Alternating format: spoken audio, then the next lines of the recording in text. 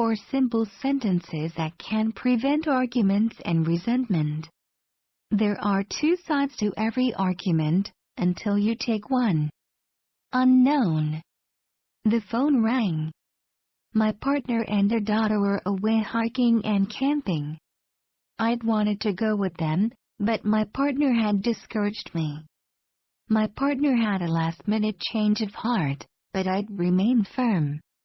They hadn't welcomed me, I said, so they could do without me. Now, after a day of hiking, our daughter phoned me. They wanted me to join them for dinner and then join them for the second day of the hike. How do you deal with feelings of disappointment, frustration, or resentment? How do you deal with differences, apart from arguing or sulking? How do you restore the spirit of love? We often feel embarrassed to share our unpleasant feelings. But we all have them. We're all human. So what did I do, and what did I learn to do? It helps to understand why I wanted to go, and why I was so upset. We've traveled to many places as a family. I love the aura of mutual support and love that flourishes during our travels. It's us against the challenges of the world. Each of us gets something done so that all of us can enjoy the trip more.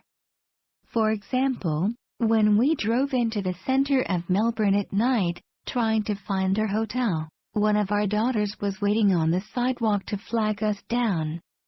When we arrived one night in Matanzas, Cuba, by bus, she surprised us by appearing at the bus stop to take us to a specially prepared dinner. Such considerate efforts and little joys tend to nurture the spirit of love. So I look forward to our family adventures, even if it's only a brief local outing. Now I was facing an unexpected situation. I was being discouraged from hiking with them. They said that my leisurely pace would slow them down. Hardly the point, I said. It's a family outing. But they remained keen on walking as quickly as they could. I didn't really fancy walking on my own. I felt rejected, but also angry at being rejected. I hadn't sulked for some years, but I thought that I was now entitled to a big dose of sulking. Eventually, I tried to identify my unpleasant feelings. Finally, I found the exact word I was looking for: ostracized. That's how I felt, I decided. People with disfigurements are sometimes ostracized. People with facial burns, or skin diseases, or congenital malformations, all face ostracism. I had no disfigurement. I merely tended to walk more slowly than they did. But I felt ostracized by my own partner. On the night before they left, I finally blurted it out to my partner: I felt ostracized by the way you put things. Back came the response, promptly: I'm sorry for that. That's not what I intended. A little while later, this was followed by, please will you come with us? That illustrates the power of simply stating your feelings. That's the first lesson I learned. Unfortunately, my mind was stubbornly set. I don't waste my time where I'm not welcome, I said. How delicious it is to be stubborn, and how self-defeating. They were off before I woke up in the morning. I decided to tackle the many tasks awaiting my attention.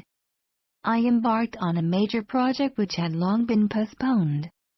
It was so absorbing and enjoyable that the hours flew by. Then the evening came, with a surprise phone call from my daughter. Would I drive over to join them for dinner? Would I join them for the rest of the hike? No, I said. But our daughter doesn't give up easily. She kept talking, telling me about their day, describing where they were going for dinner, and said she'd phone again with directions. A few minutes later, she called again and gave me detailed directions, telling me at what time they expected to arrive at the restaurant. "It would be great if you joined us," she said. The gentle tone of that suggestion lent it power. There was no lecturing, no "you should have," no "you should," no judgment. She hadn't been at fault in this whole episode, I thought.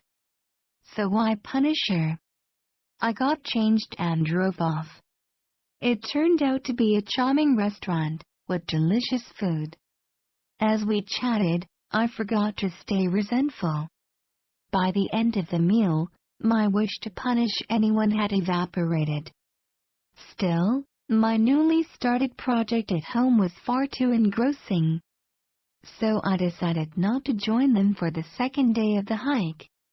The next evening, they returned, exhausted and sore from the very long hike.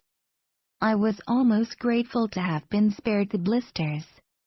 I cooked them a nice dinner, to help build on the aura of collaboration and closeness. This episode reminded me of 4 powerful sentences that I had once been advised to use. These sentences can help transform any argument into a conversation and collaboration. From now on, I hope I remember to use them in difficult situations. Here they are. There's some truth in what you're saying. I feel like this when you say or do that. It seems as if you're upset. Tell me more about how you feel. It would be good if this happened. When expectations differ, these sentences enable mutual respect, kindness, and win-win solutions. You can insert your own appropriate words or phrases into the brackets. For example, here's what I might have said to my partner. There's some truth in what you're saying. I do tend to walk more slowly than you. But I feel ostracized when you say you want to go without me. If my partner had seemed upset, I'd say it seems as if you're upset. Tell me more about how you feel. If I had a suggestion, I'd say it would be good if we went together and did one day at my pace, then one day at yours. These 4 sentences, appropriately modified, can be used by anyone.